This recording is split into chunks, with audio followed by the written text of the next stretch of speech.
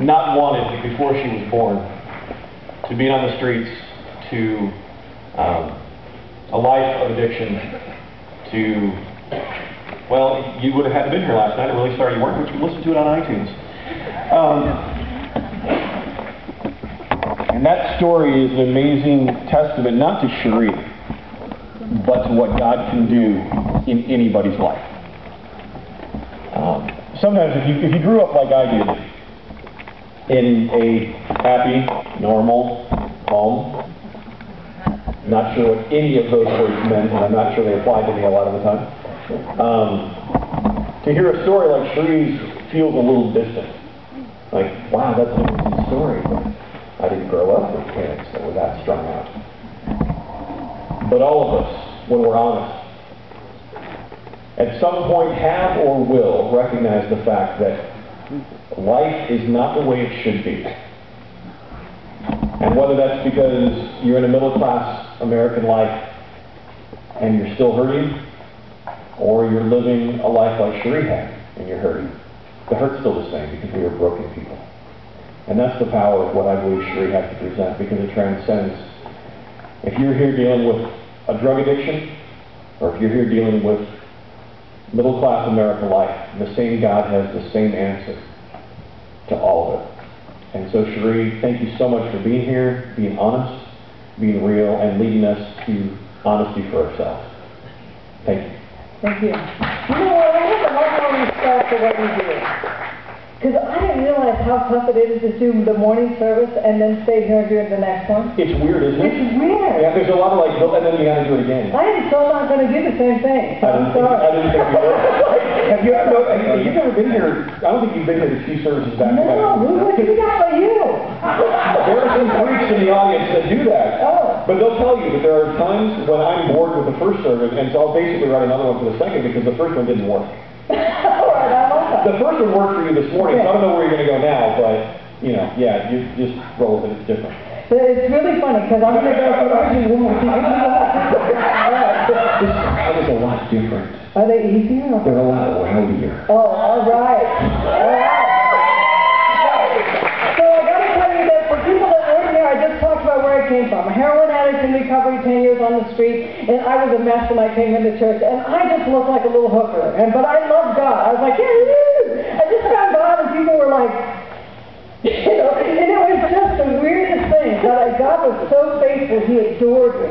And every time I turned around, I didn't know why, but I felt so loved and so adored by God, I couldn't even stand myself. You know, it was just like I would go down to the mailbox to get something, and I would need someone to tell me something about God, and some Jesus freak at the mailbox wanted to talk to somebody about God, and I'd listen for 4 hours. And he'd go, and you know what else? And I would get upstairs and think, how does it happen that He literally will put a fanatic in front of you if you need someone to tell you about something? You know, and so, I mean, I was just blessed by Him every time I turned around.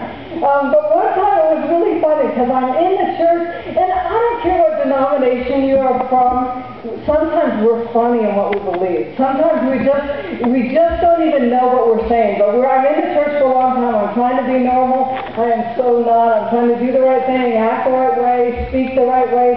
At first I didn't even know. Somebody would say, Cheri, you need to come to church and do a Bible study. And I think, you know what, I really do, because I need to know more about God. Well, we're studying Revelation.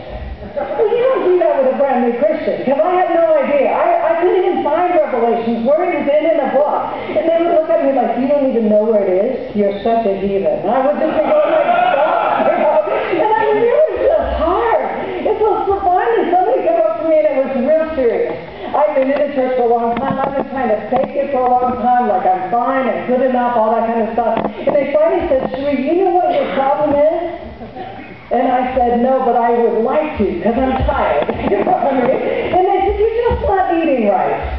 And I said, oh, shut up. You know, and I understood that, and I said, but I thought, you know what? I've been molested since I was 3 months old. The first time I was caught, probably before then. My parents were strung out. I was homeless for 10 years. I'm a heroin addict.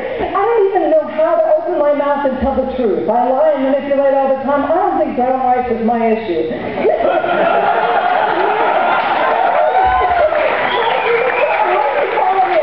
But it's just like, I couldn't even stand it. So then, but I'm trying to be nice, right? forgive me for everything I just thought about you. And what do I do now? And they said, well, go to a seminar and learn how to eat. And I said, okay, where do you find a seminar? Are they everywhere? Where do you find seminars like that? And they said, well, there's one coming into town, great speaker, just go to that one. I said, okay. So I'm ADD, thank you so much, and thirsty, again, real thirsty.